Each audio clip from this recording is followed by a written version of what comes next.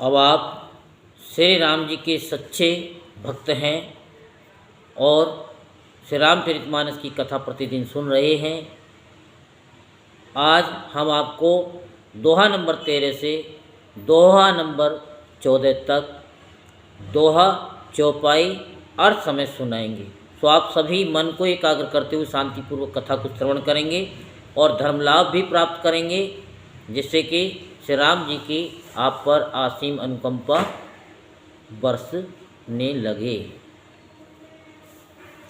अति अपार जे सरितवर जौन नृप से तु कराई, चढ़ी पिपील कौ परम लघु बिनु श्रम पारई जाई। जो अत्यंत बड़ी श्रेष्ठ नदियाँ हैं, यदि राजा उन पर पुल बंधा देता है तो अत्यंत छोटी चींटियाँ भी उन पर चढ़कर बिना ही परिश्रम के पार चली जाती हैं। इसी प्रकार मुनियों के वर्णन के सहारे मैं भी श्री राम जी का वर्णन सहज ही कर सकूँगा। ऐ प्रकार बल मन ही दिखाए, करि हऊँ रघुपति कथा सुहाई। व्यास आदि कवि पुंगव नाना, जिन सादर हरि सुजस बखाना। इस प्रकार मन को बल दिखला कर मैं श्री रघुनाथ जी की सुहावनी कथा की रचना करूँगा। व्यास आदि जो अनेकों श्रेष्ठ कवि हो गए हैं, जिन्होंने बड़े आदर से श्री हरि का सुयश वर्णन किया है। चरण कमल बंदऊ तिन केरे, पूर्वऊ सकल मनोरथ मेरे। कलि के कविन करऊँ परनामा, जिन वर्णे रघुपति गुण ग्रामा। मैं उन श्रेष्ठ कवियों के चरण कमलों में प्रणाम करता हूँ, वे मेरे सब मनोरथों को पूरा करें। कलयुग के भी उन कवियों को मैं प्रणाम करता हूँ, जिन्होंने श्री रघुनाथ जी के गुण समूह का वर्णन किया है। जे प्राकृत कवि परम सयानी, भाषा जिन हरिचरित बखानी। भय जे अहई जे होई हैं आगे, प्रणवऊ सबई कपट सब त्यागी। जो बड़े बुद्धिमान प्राकृत कवि हैं, जिन्होंने भाषा में श्री हरिचरित्रों का वर्णन किया है। जो ऐसे कवि पहले हो चुके हैं, जो इस वर्तमान में हैं और जो आगे होंगे, उन सबको सारा कपट त्याग कर मैं प्रणाम करता हूँ। हो प्रसन्न देव वरदानु, साधु समाज भनित सन्मानु। जो प्रबंध बुद्ध नहीं आदरही, सो श्रम बादि बाल कवि करही। आप सब प्रसन्न होकर ये वरदान दीजिए कि साधु समाज में मेरी कविता का सम्मान हो, क्योंकि बुद्धिमान लोग जिस कविता का आदर नहीं करते, मूर्ख कवि ही उसकी रचना का व्यर्थ परिश्रम करते हैं। कीरति भनति भूति भले सोई, सुर सरि सम सब कहत होई। राम सुकीरति भनिति भदेसा, असमंजस असमोहि अंदेशा।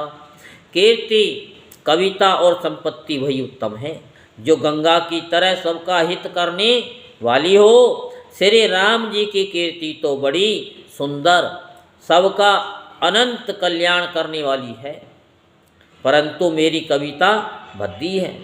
ये असमंजस्य है, अर्थात इन दोनों का मेल नहीं मिलता। इसी को यानी इसी की मुझे चिंता है। तुमरी कृपा सुलभ सौ मोरे, सिहनि सुहावनि टाट पटोरी। परंतु हे कवियों, आपकी कृपा से ये बात भी मेरे लिए सुलभ हो सकती है।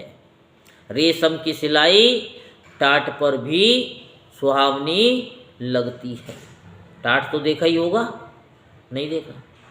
टाट तो वो जो कपड़े जो बनते हैं। हाँ, जब पहले पढ़ने जाते थे बच्चे तो टाट का ही वो बिछाना होता था। तो सरल कवित कीरति विमल, सोई आदरई सुजान। सहज वयर बिसराई रिपु, जो सुनि करई बखान। चतुर पुरुष उसी कविता का आदर करते हैं जो सरल हो और जिसमें निर्मल चरित्र का वर्णन हो तथा जिसे सुनकर शत्रु भी स्वाभाविक वैर को भूलकर सराहना करने लगे। सोने होई बिनु बिमले मति मोहि मति बले अति थोर करऊ कृपा हरि जस कहूँ पुनि पुनि करऊ निहोर। ऐसी कविता बिना निर्मल बुद्धि के होती नहीं और मेरे बुद्धि का बल बहुत ही थोड़ा है, इसलिए बार बार निहोरा करता हूँ कि हे कवियों आप कृपा करें जिससे मैं श्री हरि यश का वर्णन कर सकूं। कवि कोविद रघुपति चरित मानस मंजू मराल बाल विनय सुनि रुचि लखी मोह पर हो कृपाल।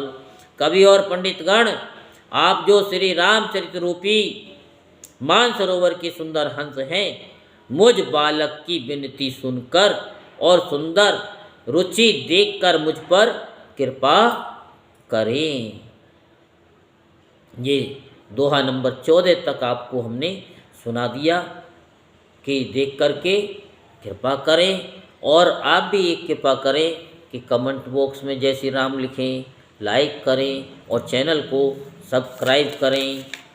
जय श्री राम, जय श्री राम, जय श्री राम।